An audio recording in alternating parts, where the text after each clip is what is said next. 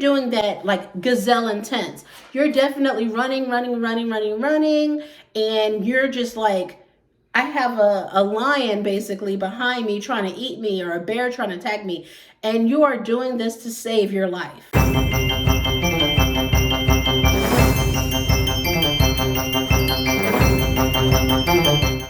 Welcome back, everybody, to Vibing with the Guzmans. Today we're going to go over a debt elimination program that we're going to use to pay off over $30,000 in consumer loan debt that we've accumulated.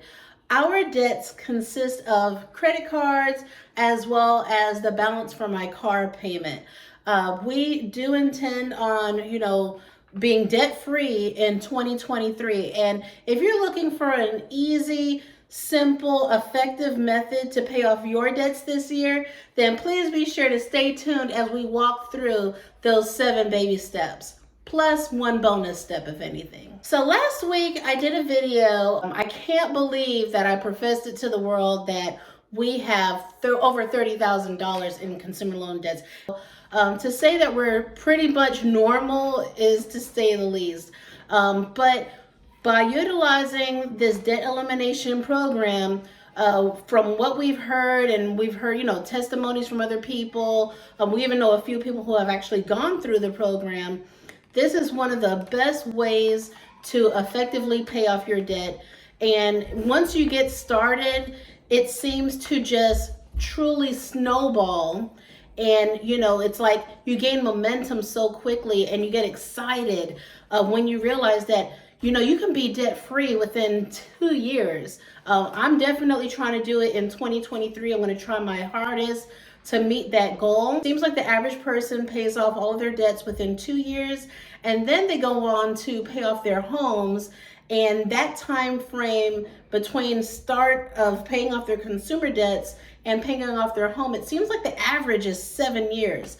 So can you imagine what a relief it would be to have no debt payments in the world within 7 to 10 years? How will that change your life? How will you feel? What would you do? Let's all start to, dream about what we would like our futures to look like. I feel like in society, it's been ingrained in us that we have to, have a certain look or style to be considered successful. But I am so, I think I've drank the Kool-Aid. I've been listening to my mentor, Dave Ramsey, for years. I haven't implemented his program, but I know that this is the year to start implementing that program, because he says, why, drive around in this really, really nice car just to impress someone that is only going to see you at the stoplight for a couple seconds, and they don't even know you, But I want to replace that, driving around in a BMW type lifestyle, and the status symbol of choice for us is truly going to be a paid off mortgage. I work in an industry, I work in insurance, and a lot of the customers that I come across have no mortgages. And, most of them are even younger people. I mean, how awesome is it to be 30-something, 40-something, 50-something years old with a paid off home? Don't you want that for yourself? So I definitely would love for you to stick around, so that way you can see my debt-free journey. Maybe it'll encourage you to say, have a conversation with your significant other, or, just say, hey, I got to get this together, because sometimes we just go through and we just push things under the rug, and we're like, okay, it's okay. If I ignore it, it's okay. But ignorance is not bliss. It's not. We need to confront our situation head on and just deal with it. And in honesty, it did take me aback a bit by, making that video. I'm like, oh my gosh, I can't believe that I just told everybody how much debt we have. Because of course, we have friends and family that watch the videos. And then of course, you guys, I don't know you. And so for me to make that video, it was very vulnerable, and I'm like, oh my gosh, I'm opening up myself to criticism. But I had to realize there's nothing to be ashamed of. And I hope that you don't feel ashamed of if you have debts too, because sometimes you have to say things out loud to be like, you know what? I acknowledge it. So now that we've acknowledged the debt, what are we going to do to get moving forward? And that is where we begin. The method or the system that we're going to be using is Dave Ramsey's 7 baby steps. And he utilizes the debt snowball method, if you've ever heard of that, where you list your debts from smallest to largest. We'll go into more detail on that. So I just wanted to expand on that program or system so you know exactly where we're coming from right now, okay? Even though the system is called the 7 baby steps, in my mind, there really is 8, because the first thing you want to do is make sure that your 4 walls are secure and solid. And when we talk about 4 walls, that would be the roof over your head. Make sure that you're paying whatever you have to pay on time and every month, so that way you don't get kicked out onto the streets or something. So you want to make sure your housing is in place. You want to make sure that you're up to date on your utilities. You want to make sure that you have food and transportation. If you can get control of those 4 things, it will start to give you a sense of peace, okay? Because you don't have to worry about somebody coming and repossessing your car. You don't have to worry about someone coming and kicking you out of your home and getting evicted. You don't have to worry about, oh my goodness, they shut off the lights. We have to be here in the sweltering heat of Florida, and be suffering. So you want to make sure, again, that your 4 walls are maintained, which is your housing, transportation, utilities, and food. So once you make sure that you have all of that up to date, then you're going to officially begin the 7 baby steps. Baby step number 1 is to set up a baby emergency fund kind of thing. So in the Total Money Makeover, which is the book that I'm reading, this baby step is for you to have a baby emergency fund. The standard across the board is usually $1,000. However, in the book it says if you make $20,000 a year or less, then you can start off with $500. So if you make $20,000, get $500 into a savings account as soon as possible. If you make more than that, then your goal is $1,000. You can put that into a regular savings account. I definitely like to have it set up into an account that is not with my regular and normally accessible checking account. For example, I love the idea of the online bank accounts. For example, Capital One. I think another one is called Ally or Ally, A-L-L-Y.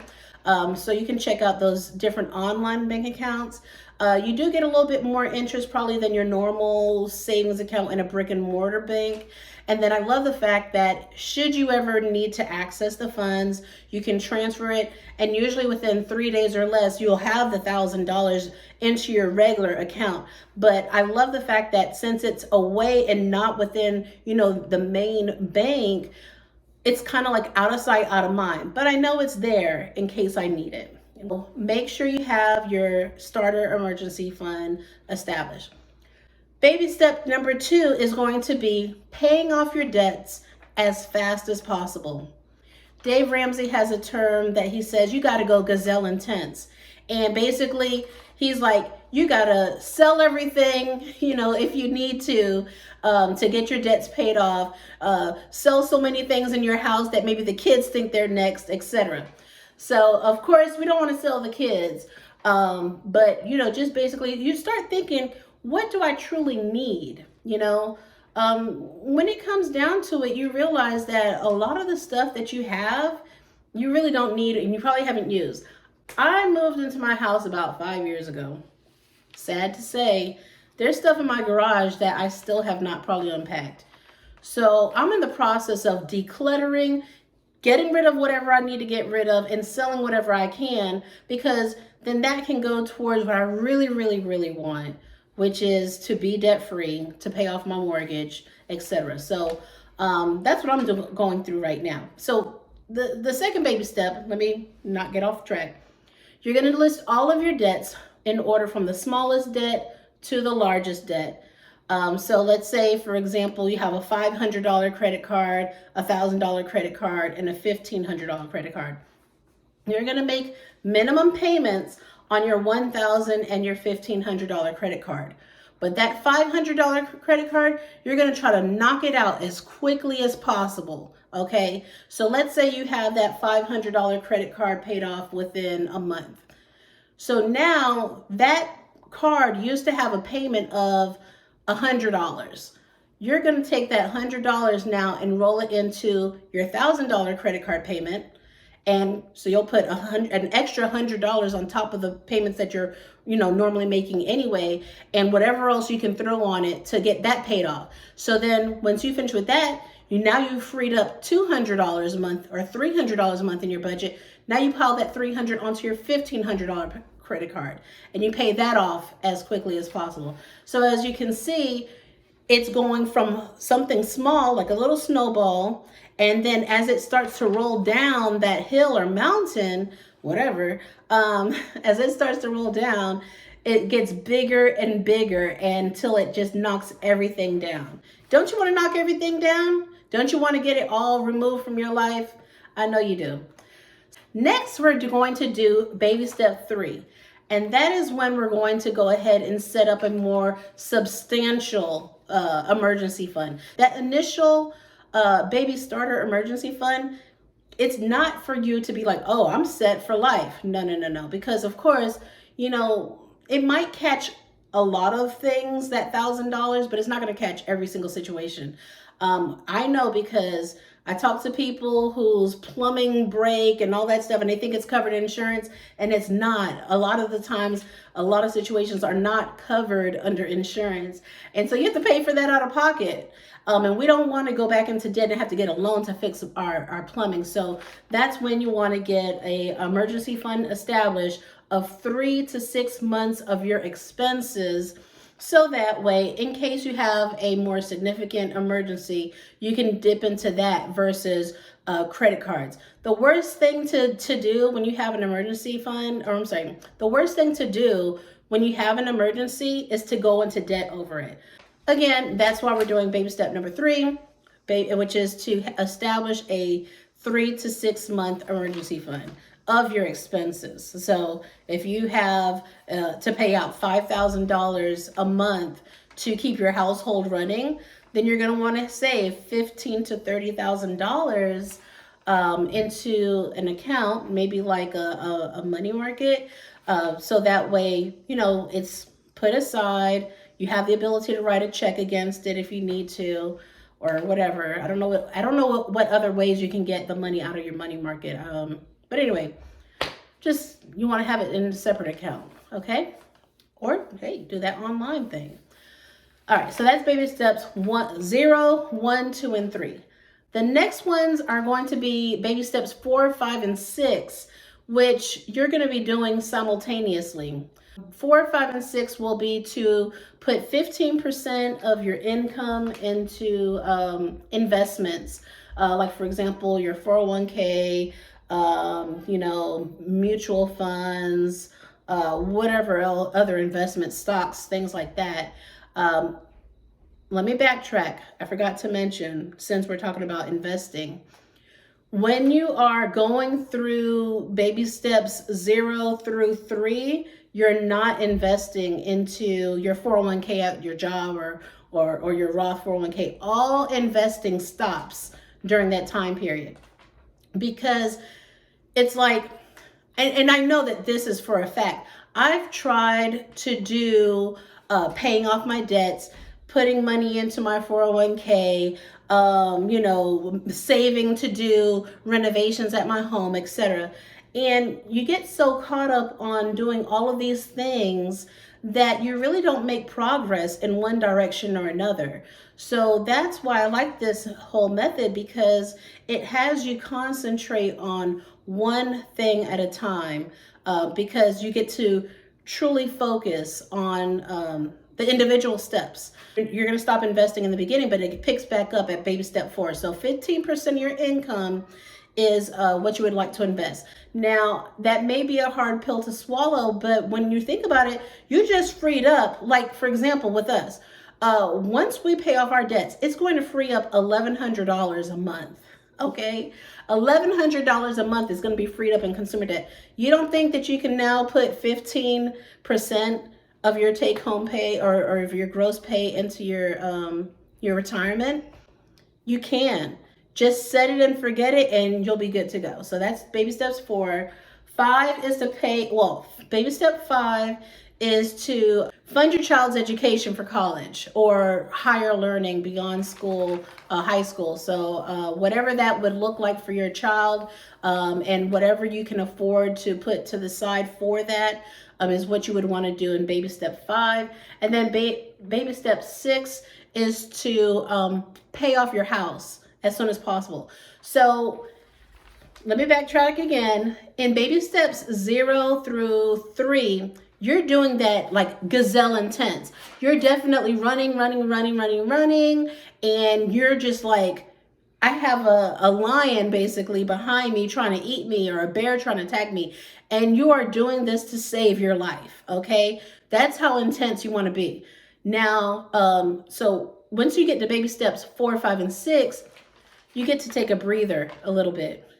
You want to move intentionally towards your goals, but you don't necessarily have to be so like on it, punching it, unless you want to. I mean, that's totally fine too. So I just want to let you know that's why you get to do baby steps 4, 5, and 6 simultaneously. And once again, baby step 4 is 15% into your investments. Baby step 5 is funding children's college funds. And baby step 6 is paying off your mortgage. And then once you pay off your mortgage, guess what, guys? You're at baby step 7. And that is to live and give and just enjoy the freedom of walking around in your home, knowing that it is completely yours, breathing and knowing that your car is completely yours. You don't really have any worries. I mean, imagine how much money that would free up, because look at our economy right now. If you have credit cards, I'm pretty sure you're paying at least 28 to 30%. Have you checked your statements lately? Because I did.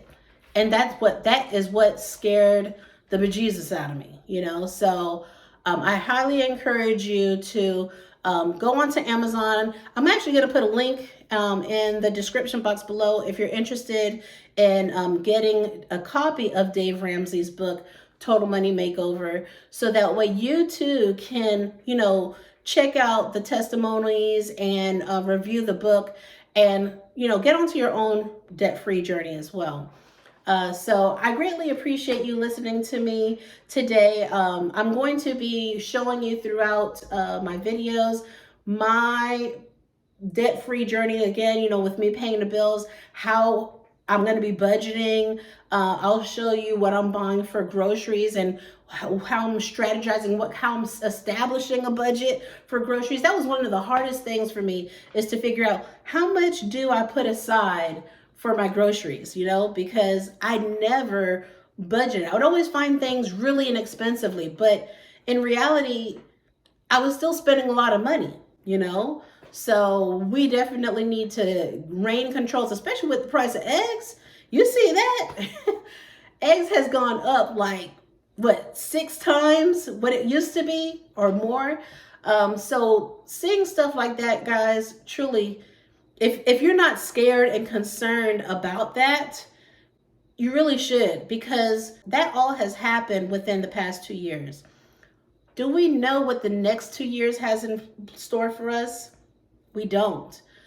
So being that we don't know what the next 2 years has in store for us, now is the time. It's the perfect time to get control of your finances and look it in the face and say, I am not going to be defeated by this debt.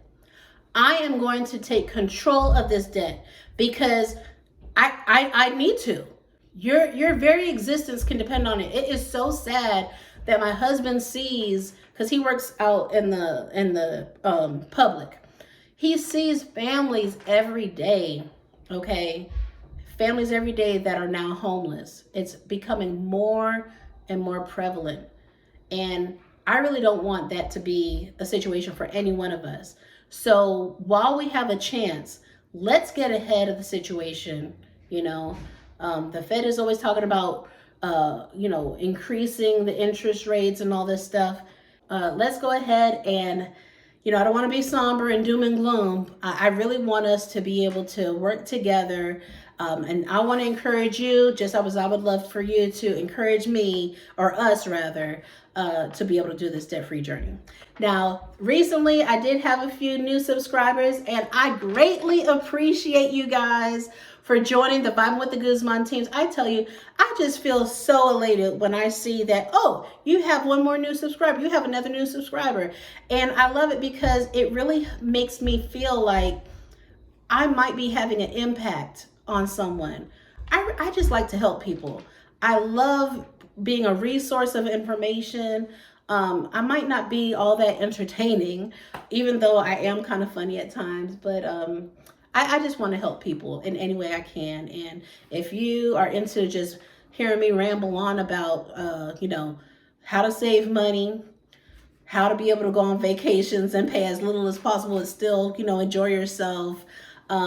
If you like, if you're just into anything that shows you how to get the most bang for your buck, then I'm your girl, because that's pretty much how I've been doing things. I've just been, look, I got a brand new house. I took it basic. I got my basic house, and then over time, I've been fixing it up to get it to what I want it to be. So those are just little things that I do to be able to get, everything that I want or need, but with the lowest price possible. And I can show you how to do that too. Thank you again for tuning in to Vibing with the Guzmans.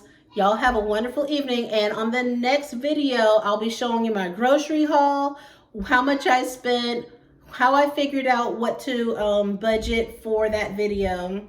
And, I also will show you my debts and how we're going to be, where I'm at currently, basically, with getting everything paid off.